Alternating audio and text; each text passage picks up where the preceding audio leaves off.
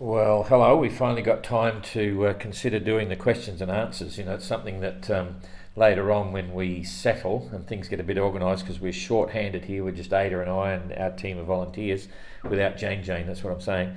There's a lot going on and the days are sort of all over the place. We have a schedule on some things but not on others. So I've got a chance to do this. This could be a long one. I hope it keeps transmitting, because for some reason, whatever reason, the transmission drops every now and then and it staggers. So that's the funny part about Cape Town. We've been putting up with load sharing, where you are told sometime before that you're going to have no power in the place. So no power, no electricity, no Wi-Fi, blah, blah, blah. And that happens every day. I don't know, every few days you lose a big chunk. So anyway, straight into it, because it'll take a while.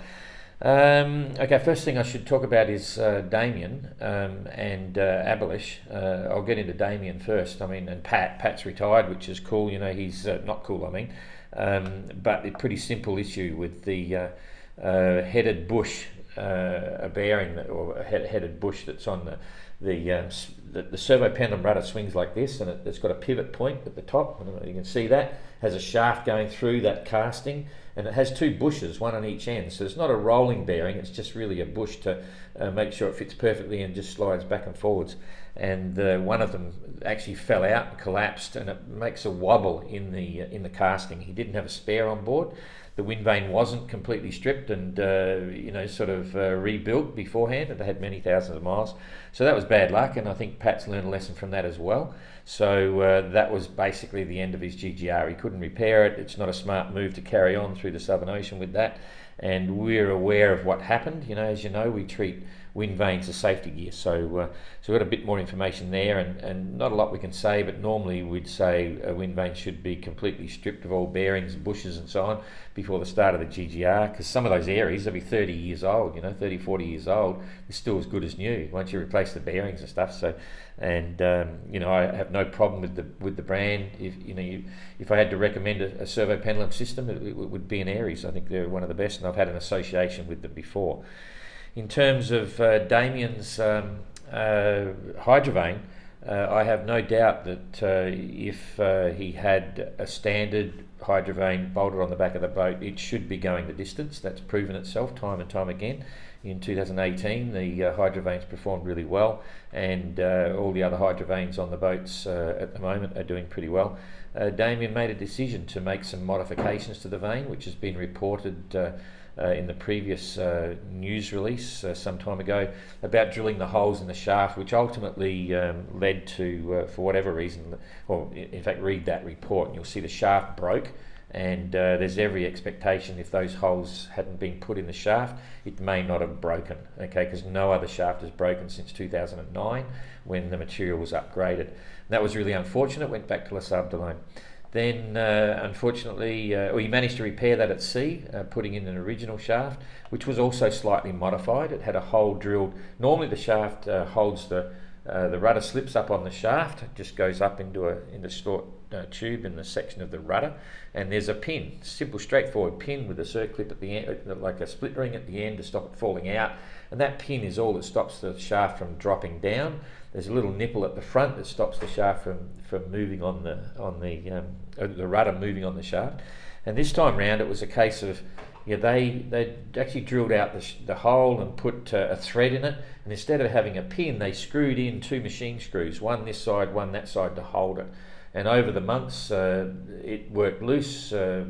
Something happened, screws fell out, whatever, and the rudder literally slipped off the shaft. Okay, and that's usually taken care of by having a safety rope on it. Simple rope, tie a knot on it and hold it there, and tie the other end on the boat. For whatever reason, that knot came undone, and when the rudder dropped, it wasn't secured by the safety line. Damien unfortunately lost the rudder, and that was his game all over. He's not interested in Chichester class. Same as Pat, and I fully understand that as well. And Damien also took the point that that was the third time he had a mounting bolt problem at the start, and then he had the issue of the shaft breaking, and this was the third one. It's, follow your gut feeling. That's a bit of fate. So we're really sad to lose both of those guys. They were both good for GGR, and everyone was following them. It was an inspiration and so on. So we wish them well. As you know, with the the sail through film drop here with Abolish, it was quite a surprise. I don't think anyone was expecting what evolved, but I've got to say the GGR is like that. The Golden Globe is a mind game more than anything, and you probably noticed that I was sort of surprised. Okay, interesting, Abolish. Let's talk about it. My sole focus on that opportunity there and that moment was to draw it out of Abolish, try and understand what he was going through and the pressures that are involved, because you have to understand everything that he's actually been through. In 2018 it was a life-threatening moment, and you need to read about that. It's all in the previous releases. He was dismasted, rolled over in a pretty brutal way, ended up with a back injury on the boat. I have no doubt, no hesitation in saying it was a life and death situation. Fortunately, he was recovered and subsequently had operations and got through it. Now, he rejoined the GGR. He's one of the last entrants to sign up on board the event. He knew everything about what was in the notice of race and what to expect from that notice of race. He's not doubting that.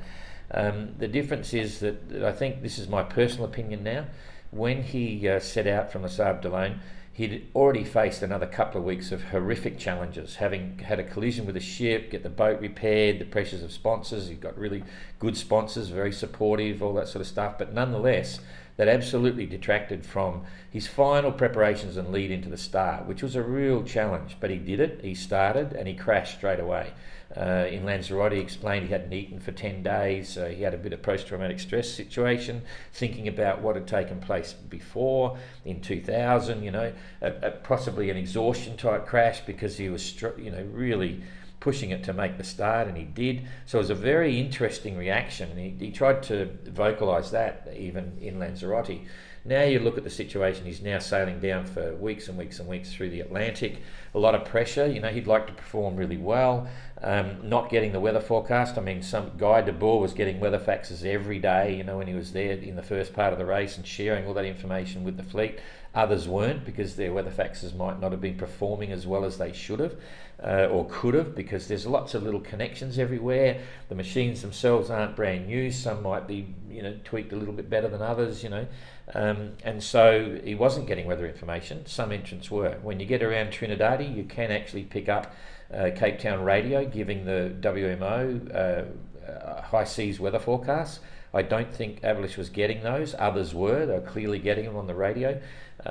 So there was an imbalance on the amount of weather information. But remember also, even if you had the weather information, coming along the bottom of the South Atlantic has been very challenging this season. A lot of people are talking about it. Where's the South Atlantic high? It was very mixed up all over the place, and it's been a mash of nothing for weeks and weeks. So the guys at the tail end of the fleet, they've got a real problem. They don't know where to go, what to do. So the weather forecasts are irrelevant, to a degree.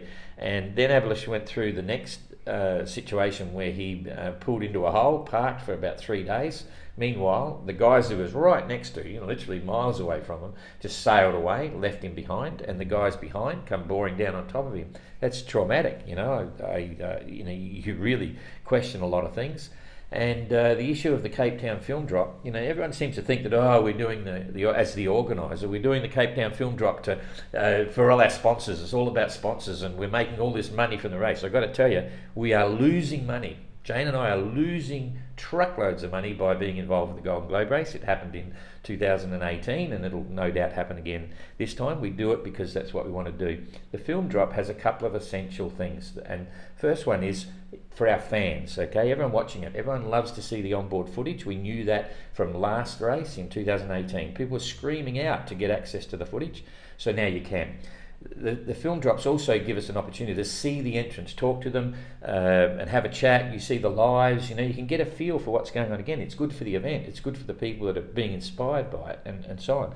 And it's a case of where the entrants themselves have an opportunity to sell something to their sponsors. So if you've got a sponsored entry, you can say to the sponsor, we've got all these film drops, you're going to see us, we can pass over films and bits and pieces, and you get a little bit of it back. So there's any number of reasons why we do like the idea of the film drops. And it's also part of the recreation of the event, because in 1968, it was integral to getting the message out. Many of the entrants didn't even have radios. They had nothing. Okay, so Matesia came into Cape Town twice to get messages out. This edition of the race was celebrating Matessia, all these sorts of things. Now, with any sporting event, you don't have to like some parts of what goes on, okay? Because you might, in the big picture, you like 3/4 of it, you don't like the other one. But it's pretty straightforward. If you know what you're signing on for, that's the way it is. And so Abelish was frustrated about a lot of different things. He's also looking at the whole issue now of moving into the Southern Ocean again, going through the Indian Southern Ocean, which would be very challenging for him because of everything that happened in the past. At this point, I just want to say, Abelish and I are great mates. We went through a lot together in 2018, and I don't take it personally. When Abelish is going off at me, he's sort of going off at the organiser, okay? So I hold nothing against Abelish on that one. And I want to defend him a bit because some of the things that he said have been taken in the context that he's accusing others of cheating.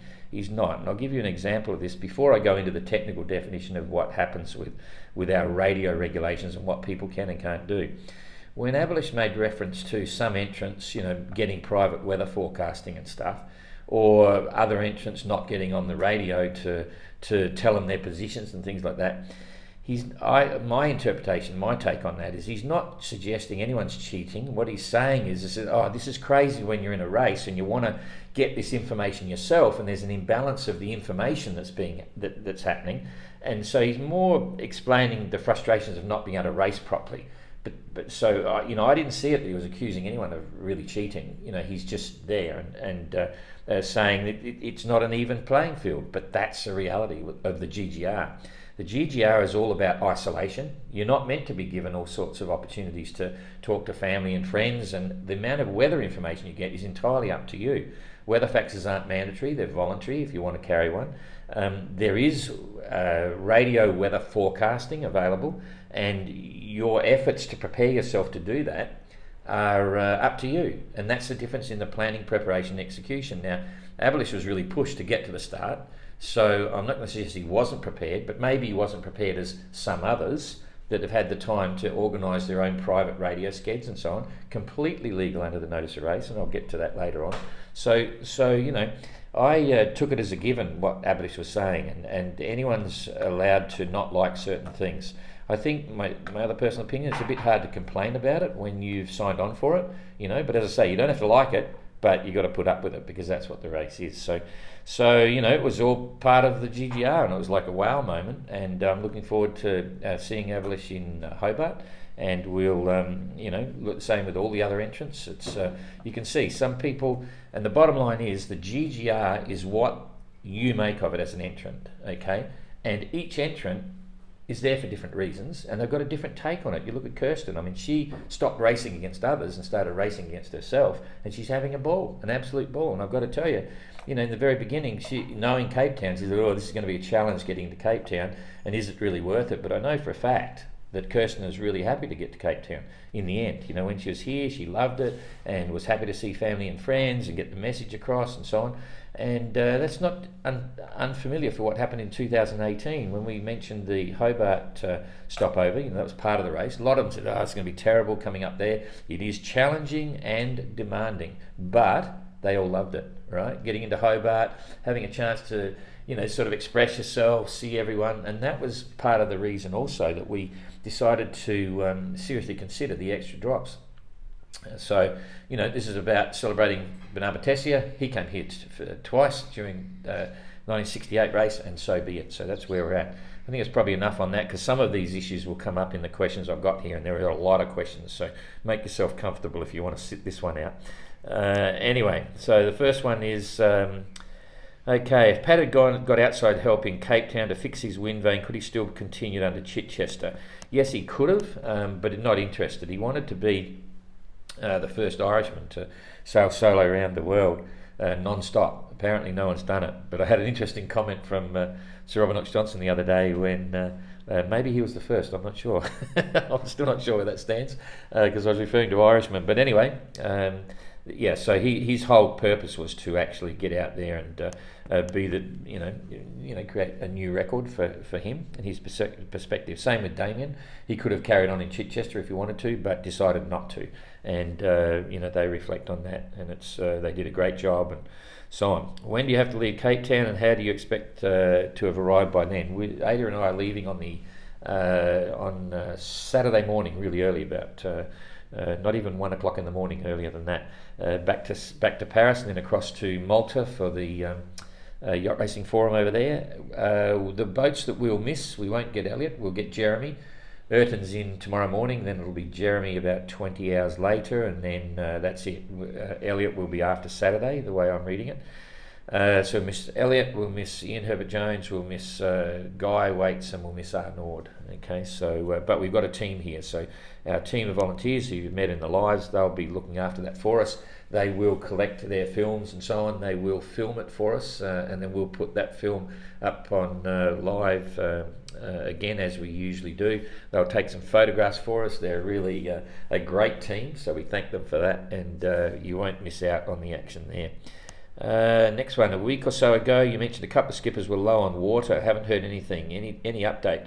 No update. That was Jeremy was running low, and I think, was it Elliot? I forget the other one, but no more news on that. We'll just keep monitoring. When I say low, it's not as if they're running low to Cape Town, but they'll have a water budget that they use and calculate, from stage to stage. Some of them have nowhere near enough water to finish the race, so they've got to keep catching rain, but there is a point at which they know they're running low. They have all have an emergency desalinator on board, but if they break the seal, it's a penalty, and so on. There's a manual hand pump desalinator. Hey folks, when is the Q&A scheduled? Right now. So Peeps Levix, I don't understand and agree that the rules are known and accepted by competitors before the start of the race, but these days forever evolving weather pattern situation, what could happen if a competitor, if he decided to not stop in Cape Town in the hope that would allow him to reach Hobart in time? Okay, so that's basically a serious breach of the notice of race in terms of the course.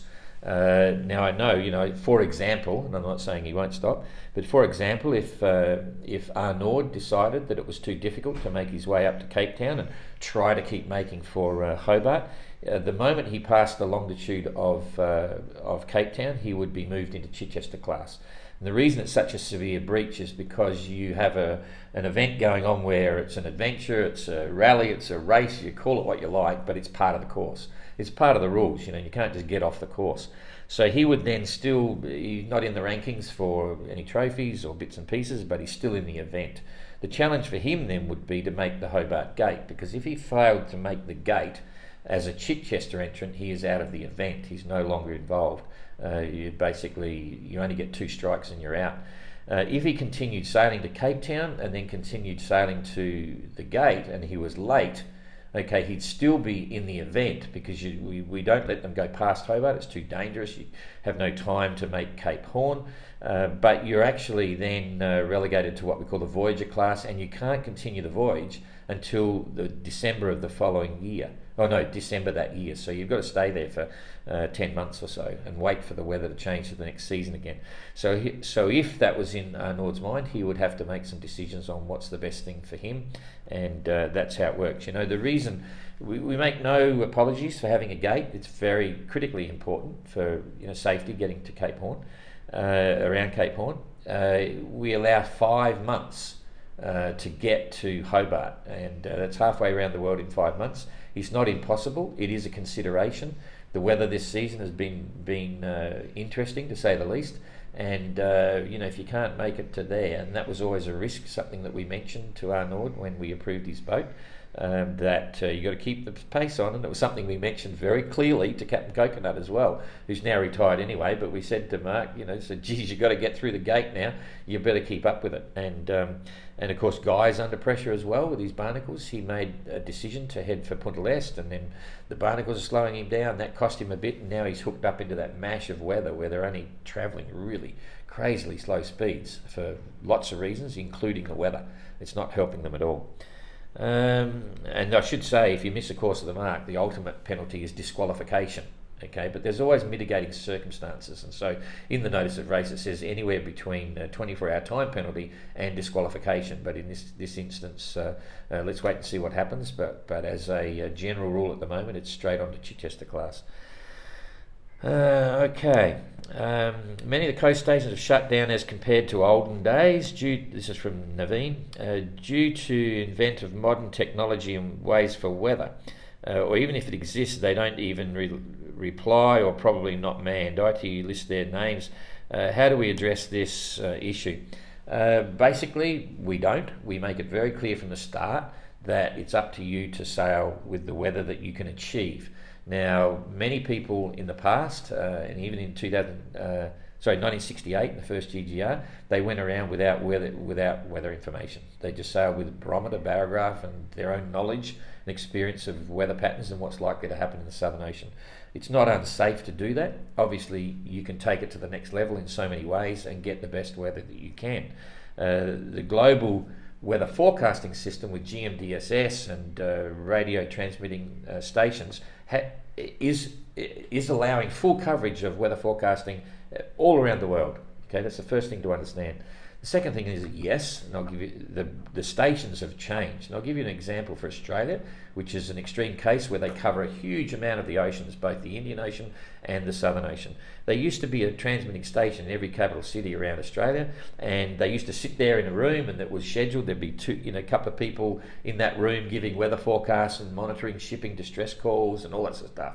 It's changed now, and most of those have been cancelled. Okay, now, in fact, most of them have. In fact, it's now gone into 2-3 stations which are transmitting, but there's only one operator. And because the transmissions take place automatically, and then the lines from the internet go to an operator in Canberra. So there's only one station monitoring, but they have remote transmitting stations in the west and the east and up in the north of Australia as well. So that's a dramatic change. There's only one person sitting there listening and monitoring all the stuff on computer screens, but it's still by radio traffic. In the Northern Hemisphere, in Europe and England and stuff, many of the stations have been dropped off, but there is an agreement that the stations that still exist have transmitters and coverage for the whole area. And that's all listed in the list of lights and radio signals and weather forecasting and so on. So you need to know which stations are doing that, what times they're transmitting and what frequencies they're transmitting on.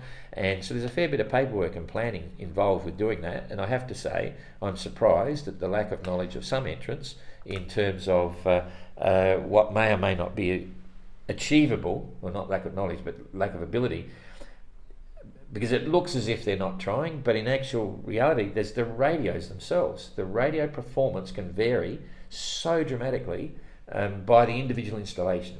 Okay, so you have a radio that is really good, you have an aerial that's really good, but you've got all the coax cables between them that have to have perfect terminals, you have to have a really good ground plane, you have to have all that sort of stuff. So it's not just the stations that are transmitting the traffic, it's the ability to get your set performing really well. And as an example, you'll see often reference to the fact that some radios on some boats are booming out everywhere, right? And they're getting great signals coming back. And there'd be exactly the same types of radios and hardware, but the installations are different.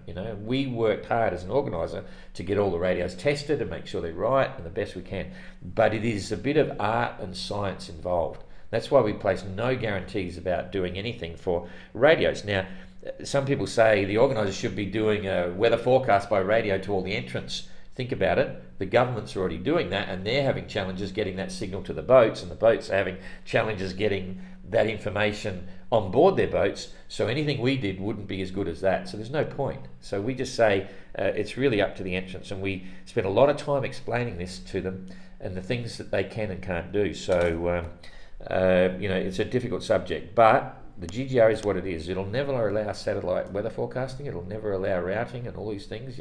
It's tough, but it's not unsafe to sail the world. With all the features that we've allowed under the notice of race. On top of that, just to expand, anytime we see severe weather coming, heavy weather, we attempt to contact the entrants through our systems. It's without obligation because we have to be careful what we do, but we usually get to them with information on what storms are coming, what wind direction to expect, what the sea state is, and even on occasions, not yet, but in 2018 we had many occasions where we would give weather routing information to the entrants to suggest that they should head in one particular direction or another to minimise or mitigate the impact of the storms. And it's up to them whether they want to do that or not. It's their choice to follow that advice or not. So weather is a big situation for sure. Julie C. Do the entrants have a mental health hotline to dial into should they ever need it? Yes and no. Our 24/7 telemedicine MSOS can do just that. That's the first thing. The doctor's there. If they thought there was a problem, they could ring the doctor and have a chat. They can also, we're not specialists on this, but sometimes people just want to chat. They can ring us anytime, and some interests ring us regularly. Sometimes every other day for weeks, because they're challenged on certain things. It's all in-house. We just have a chat, we have a conversation, talk to them. They just need someone to talk to. It is a mind game out there, and it's particularly challenging. So that's a pressure relief for them as well. And we monitor it a little bit. In 2018, we had one entrant that was starting to concern us greatly. We had in-depth discussions with their team managers and our doctors before we spoke to the entrant. And in the end, we decided not to speak to the entrant, but we thought there might have been something happening. So yes, we keep an eye on it, and we're mindful of the impact of that. It is a challenging event, that's for sure. How is Pat doing? Someone in the lead pack, no obvious extraordinary shore support. Did he have the same issues as Abolish regarding weather information? No, I didn't hear Pat say anything with that. I think his radio was working really well. If not, how did he avoid it? Well, some people are taking a different attitude. It comes down to what you make of it. Some of them, like if they don't get well, they say, oh well, I've got my barometer, that's it. Even Captain Good, when he came through, he said, what sort of weather are you getting? He said, whatever. But at the same time, you would have noted that he's receiving the weather from Cape Town radio since he turned around Trinidadi, and that coverage goes out that way. And the reason for that is that the coverage you get, the forecast you get with High Seas Forecast, is a worded forecast. You just read the words and you have to interpret it. Okay, it's not simple. It's what you used to get in the good old days. They'll give you an area. They'll tell you where high and low pressures are centred. They'll give you the barometric reading of that. How many millibars or hectopascals up and down for those, and then what the wind direction is, and all these sorts of things. And you can actually. I'm getting a message here. What's that? Nothing. Yeah. Okay. And you have to think about it. You have to draw up your own little map and start thinking, and that's not as easy as you think. So some people don't even worry about it. They say, boom. But the simple facts like wind direction and strength they get. But tactically, when you get that, sometimes you have to listen to two zones, because one zone might be further upstream or downstream or whatever.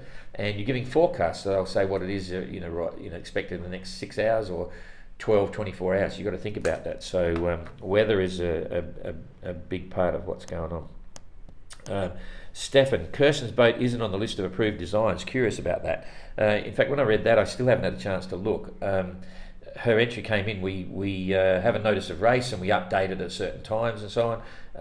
And since her entry was there, she was the only one. We don't approve a design until we actually get an entry, right? We can talk to people about what might be approved, but once we get an entry, they know whether it's going to be approved. And at that point, we do, because some people want to get their boats listed as approved so they can get a higher price when they sell it. We don't want to play that game.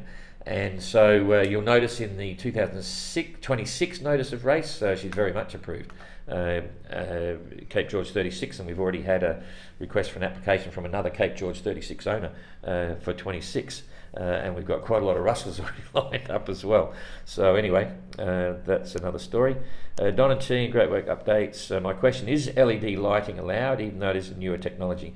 Yes, indeed, LED lighting is allowed because it's more reliable. It's a safety issue, so it's compulsory in nav lights and so on. There is a list in the notice of race which clearly shows the things that are banned and are approved.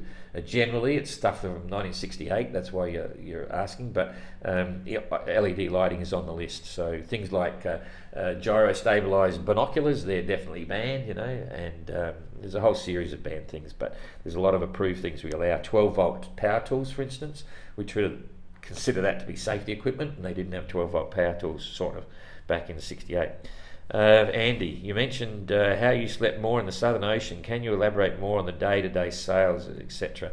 Okay, it must have been a comment I said somewhere. Yeah, sleep patterns and what people are doing. I just found when I did the BOC back then, I got less sleep in the doldrums and those times when there was no wind, because you're just working sales. Things are slatting. You're trying to make every inch you can, and it got very tiring. Then when I was in the Southern Ocean, you always had breeze. It was like clockwork. And so my routine was always to you'd be up. Certainly, as it's getting dark, as you've done your final check, I'd go down for 2 hours at a time. Just had a wind up because you're not expecting ships. Get up every 2 hours, stick my head in the bubble, look around, everything looks good, have a drink. I always had a drink, and then I'd just write up the log, course speed, bits and pieces, then I'd go back down again for 2 hours. Nights are short in the Southern Ocean. You basically only get about 5 hours of darkness. And so you try to sleep as much as you can then I would have as soon as first light you could see, I would get up and have a good look around. I wouldn't necessarily go on deck, right? I'd be in a cuddy or whatever, and then write up the log, everything was good. I'd shake out a reef. It was pretty much a process. I'd be reefed down one reef extra at night time, so I didn't have to go up if something's happening, because underneath the big clouds, I've explained this in the previous Q&A, you get about 10 to 15 knots more breeze, and you've got these big squalls all around the Southern Ocean. You might see 4 or 5 in the daytime, different places, and when they come over, the wind picks up. So during the day, when you're racing, you're going fast, and when it comes over, the clouds come over, you've got to put a reef in. You don't want to do that at night time, so it goes the reverse. You set the boat up for under the clouds, and then I would just obviously go a bit slower between the clouds because I'm sleeping. But it was a safer, more regular routine to do. You don't want to make mistakes. That's when you make a mistake, people sail past. It's harder to chase them down to sail past them, but just don't make mistakes. So, and I think you're inside a lot more in the Southern Ocean as well. You're not sitting out in the cockpit as much. Colvick Sailor, Don, did Abelish have his... yeah, okay. Yeah, Abelish was upset when he left Cape Town, there's no question. Some of the things you may not have picked up in the race, he was very emotional towards the end there. And I understand that, and he would reflect on that, the whole thing down. We all were. It was quite an interesting situation, but that's the GGR, the isolation and the pressure. Greg, the suggestion for GGR 26 would be to add a sports psychologist to the committee team. I do believe it would help skippers keep their cool. No, don't agree. It's what the GGR is. It's tough, and you got to look at every event.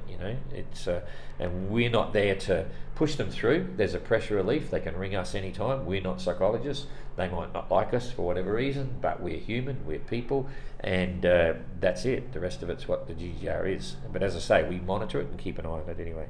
And it's not saying we're cold and stark, but you can only do so much. We're involved. I live with them day by day, 24 hours a day. So, we've got a French one here. Translate that. Hello, is it possible for Ada to translate into French your interview with Abelish? We thought about that. It's just simply too hard. It's really hard, and everything we do has a cost-benefit factor. We're a short team, and it's that's a big interview. What you can do though is, and I don't know whether you can understand this because it's from Nizia in French. This is a bit tough, but you can actually go to the YouTube section. Okay, you can then put subtitles on your YouTube coverage of that live, and you can then do translations of those subtitles. Now they're not perfect, but you'll probably get the gist of it. We'd like to have that on everything we do, but it's hard for us to set up. But you could set that up. You'll probably have a laugh because the translations won't be perfect, but anyone's able to translate any of the material with subtitles on YouTube. That's part of the reason we now do everything live on Facebook and YouTube simultaneously. And thanks for all the comments there as well, by the way. I find it hard to get to the comments on YouTube because it takes us enough to keep up on Facebook, but occasionally I get there and quickly scan through them, so it's good to see the people following. Something else I should free plug, we never do, please like and share. Maybe it should be our stuff. We're up to 53,000 followers, And it's amazing when I look at the emotions on Facebook, I'll see there's still probably nearly a half of everyone that's commenting and giving emotions that haven't even liked the GGR page. So if you want to do us a favour, if you like what we do, just like the page, and the numbers will pick up from 53,000 to 73,000, and we'd be happy about that. So because we've got a lot of interaction, and it's fun to see the passion of the followers. So but sorry, we can't do some of the things that we'd like to do. Akhtar, hi Don, regarding the concern on various facts by Avalish, Tommy, in the footage, can you please tell us what is your stand on it? Did that hurt you in any way? Well, first I've explained a bit of that. No, it didn't hurt me. It was emotional for all of us, but yeah, it's part of the course. We're feeling for them all. I hope you have a serious look on it for the betterment of the GGR in the future. I don't have a problem with the GGR in the future. This is another thing. The GGR is what it is. It's tough. It's ugly. It's really demanding. It's total isolation. It's like being in jail. But if you don't want to do it, don't enter. That's all I'll say. We'll never change the core principles of the GGR the way they are right now, because if we do, we'll become another event. Just another one of those events. This is the worst of the worst. The hardest of the hardest, the most grueling thing you've ever seen in your life. Why the hell would you want to do it? Because it's cool. No, that's not the right statement. Because it's fun. No, not the right statement. Not for some, but for others it may be. And that's what the GGR is. It's not for everyone, and it's really hard. So we have no apologies for what the GGR stands for. And it's very simple, basic, human, extreme challenge, and not for everyone. But I appreciate the comments. I think we are listening and we're watching, but it's going to be I'll protect the core values of the GGR very strongly. So Geo, great engagement. Thanks, Don and GGR team. It may be helpful to clear up a few weather-related topics, as many comments suggest that people aren't fully understanding the issue. That's exactly right. So. But it's really hard because there is a 50-page notice of race, and there's briefings that we give to all the entrants to explain to all them what's going on and what they can do. I won't go through the bits here, but I'll just pick up because there's quite a lot on this one here. Okay. People can get private weather information as long as that private communication is just reading the WMO forecast that you can get now online for any ocean in the world, right? And so the issue of radio skeds. The HF radio on board the boats is a communication tool that the entrant is encouraged to use enthusiastically and in every possible way. If you want to set up a radio sked with a yacht club in every country around the world that you pass, by ringing the yacht club and say, look, I'm sailing past, can you get someone to call me at this time and give me the latest local weather forecast, which is the worded weather forecast. You can do that, okay? And they can chat to you. And some entrants have done that, are doing that, right? So that's the first one. You cannot get any routing information. No one can direct you to go to a particular weather system. It's only that one weather forecast. That's the first thing. In terms of positions, you're not allowed to give anyone a latitude and longitude position for any entrant in the fleet. Now, the reason for that is if someone had one of those private radio skeds and said, this is the latitude, so many degrees, minutes, seconds, blah, blah, blah, for there, the person they're referring to can listen to that call and they don't have to use their sextant. This was something that we had to make a rule change in halfway through the GGR in 2018 because everyone was getting the positions off the tracker and talking to them on the radio, and no one was using a sextant. They didn't have to for weeks and weeks. We thought, not a good look, so we changed the rule. And it's the same today. But you can give everyone's position on the radio with a range and bearing. So if Tapio's here and Simon's there, he can say, Simon is exactly 214 miles on a bearing of 210 true from you. And Tapio can get on his chart and say, right, I'm here, Simon's there, and Goog's over here, and Damien's over there. Entirely legal because there's no GPS positions. And they can get that position from the GGR tracker or from marine traffic or whatever they want, but at least the entrant then doesn't get a clue because he's got to use his sextant and get all the calculations done. So that's the first one. In terms of times and frequencies, it's up to the individual to work out what they want to do on private radio skeds. So private radio skirts are completely legal, but they take a bit of work to set up. Okay, and in the case of Tapio, he's got a regular sked at different times, and because it's in Finnish, right, language, and we don't know what that is, but I got to explain that Tapio, we had 8 or 9 detailed discussions, written emails, back and forth to clarify exactly what they can and can't do on 2 subjects. One is not only the information they're allowed to give and not give, but also on the issue of associated ships, because Tapio somebody sponsors the shipping companies and they've got ships all around the world. So once you become an associated ship at sea, right, the only information they're allowed to give him is exactly the same as what I just said, the WMO forecast. But if it's an unknown ship that no one knew was going to be there and Tapio talks to them, they can get any weather information they want. So it could be looking at windy TY or windy and giving them all the analysis, and it's never happened yet, but they could. And some of the entrants regularly talk to ships, and there's no restrictions on the weather they get because that's a tradition of the sea. Okay. The other thing that happens is when an entrant takes into a port, right, to make a repair. So say if they've got barnacles and they come into a port and they decide to anchor, not into a port, rather into an anchorage. They're not allowed to enter a port. Into an anchorage, drop the anchor and work on the bottom of the hull. If they had a problem with the wind vane and they needed technical advice or assistance, they could get the agent to come out and be in a dinghy a metre away from them and say, look, you've got to pull this apart here and you've got to undo those bolts, pull that out. Here's the manual, hold up a manual so that the guys can see it. They can't touch the manual. But that's just technical assistance but not doing the work, because I actually did this, the exact thing, with Susie Goodall in Hobart. The last time she was in Hobart, I helped her substantially solve a problem with her monitor wind vane.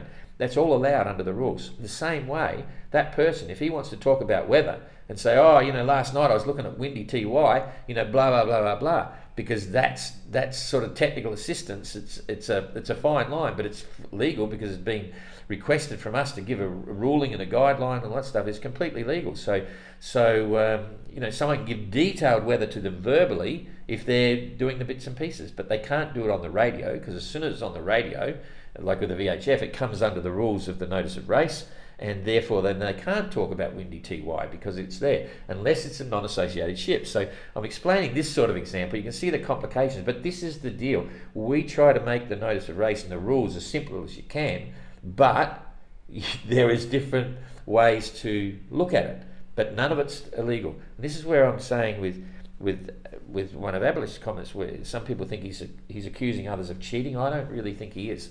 He's just sort of saying, it's so hard because some people are more organised than me and they're able to do all that stuff and I haven't done it, so bugger, and normally you don't get any of that when everyone can get anything in the weather. That's what the GGR is. So it does get very complicated. Okay, so hopefully that gives you an idea of the complications of private weather, but we do monitor it, and we don't listen to everything, but that's a challenge. Difference between weather facts and voice service. Weather facts, you can get anything; it's just a paper printout, weather faxes will be very strong and easy and available in Australia. I saw a report that whilst some parts aren't, they're believed not to be transmitting, they may be, but the transmission themselves may be a little bit weak. It's up to the entrant to try and find as much weather as they can get from any sources available, except for the issues of the notice of race. You've got to maintain that. So I don't know whether that helps anyone with explaining that it is complicated to understand the rules. You can read the notice of race anytime you want. You can download it, and it's freely available. Ada's just checking. Are we still going? It stopped.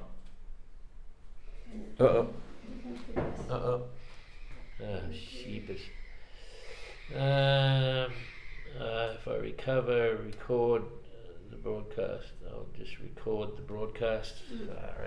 Okay, so it stopped already, so I don't know what's going to happen here. Anyway, it's very frustrating. I have no idea why it does that, but it's still recording. I have to ask still more. Enough. No. Hello from Florida. Sometime it shows a racer which is on the map looks to be third, but will show fifth on the leaderboard.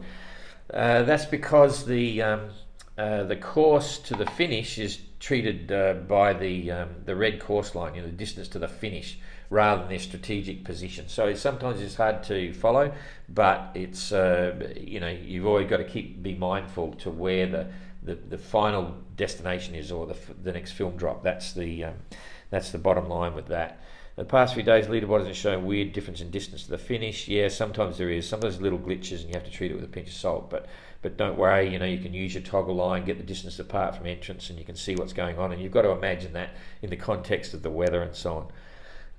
What's the latest date an entry can reach Hobart? It's January the 31st. They have to be through the gate on January the 31st. Setting aside the history of another rule changes, what difference do you see in the new course with the Trinidadi legs and the new gates in terms of competitive sailing advantages and disadvantages? Basically, in 2018, the fleet had the option to go around the trade wind route, which is basically around Trinidadi, or go through through the centre of the Atlantic, through the South Atlantic High when it's there. And that was kind of interesting, but it split the fleet, and it was very demanding on the boats and the a lot of windward work going down the middle of the Atlantic. And this season, this edition, we're actually celebrating Matessia, and he went round Trinidadi. In the last race, there was a couple went round Trinidadi, or in the trade wind route. Mark Slats was one of them. And I looked at it and thought, okay, we should just stick with the trade wind route, because it keeps the fleet closer together. Okay, and there's some safety issues in that, and there's some racing issues in that, and there's some fun issues in that. If I was doing the race, I'd want to go down the trade wind route. So it was a very arbitrary decision, pretty easy, pretty simple. Let's stick Trinidadi in it, and then everyone knows where to go. Now, Abolish brought a point up that makes it a drag race. Not really, because as soon as you get around Trinidadi, you've got to negotiate the South Atlantic High, and there's plenty of challenges and plenty of options, and just getting through the doldrums and all that sort of stuff. It's not a drag race. It's make the most of it and get across. Yes, the trade winds, everyone's pretty much similar, but that's just a blast. And this season was 4 to the beam usually, which is not the way it was meant to be, and it slowed the fleet down. So that's fine. We're starting 2 months later, has some impacts, and that's doesn't change anything, because everyone has to do the same thing. You're all in the same timeline, same course, and I don't see it as a problem at all. And yes, challenges sailing up with new weather challenges sailing to Cape Town, but I mean, people have been racing to Cape Town and around the world races for years, and it's not unusual as part of the GTR even, because as I said, Matessia went up there. Robin Knox-Johnson stopped in Melbourne, or didn't stop, but had to go up to Melbourne to get messages across, went up to Dunedin, anchored for a while, and so it went, Matessia into Hobart. So it's part of what was going on, and it's good for the race, and it's a challenge, but that's the name of the game. So that's about it. What happens to the trash? They keep it on board? Yes. They can put foodstuffs over the side, but everything else is kept on board, and they've given us a waste management plan where they're going to store it on board, how much estimated rubbish they've got, and at the end of the race we receive all that, analyse it, and check that they're, as best we can, that it's all there, and so on. So that's part of IMO as well, the National Maritime Organisation, and MARPOL has an environmental mandatory requirement as part of all that. Okay, Marcus, if the VHF and other radio traffic if in VHF other radio contact distance, can they get advice from experts ashore on repairs of specialists or complicated equipment? Yes, they can. Any technical assistance you want, just no physical assistance. Matthew, I know this is a touchy subject, but would you address why Abolish convinced Simon has some unfair advantage? No, I don't. I don't know whether he's got an unfair advantage at all. I'm not sure what that was referring to, because Simon's just been sailing really well. He's been sailing well. He's been, getting some weather forecasts up the top for a while. He's been short on weather forecasts as well. He's not been getting a lot. His radio's not performing very well at all. He can't speak to the other entrants of the fleet. He mentions it regularly on the phone calls. So he's in the dark a bit, but he's sailing particularly well. No question about that. So not a lot I can say about that one. How strict are you on equipment on board? LR 1968, LED light bulbs, cable ties, Velcro, Dyneema. You can use Velcro, that's nothing. Dyneema, you can't use high-tech ropes and lines. Advanced wet weather gear, that's safety equipment, so we don't go there. There's a list in the notice of race. You could have a look at that, and that'll answer your question specifically. In future, should GGR insist on each boat having a weather fax? No, it's an option. It's entirely up to them. We wouldn't make it mandatory. Never would. Is the availability of radio voice weather reports the same now as in 1968? No, it's different, but it's similar. And coast stations no longer listen out. DSC is required, etc. No, as I've explained before, you don't have to talk to this coast station to receive the weather forecast.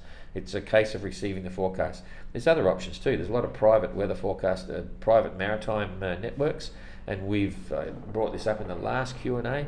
We've given them an example of one, which is in New Zealand, and that gives them a coverage from just to the west of Hobart all the way through to Cape Horn.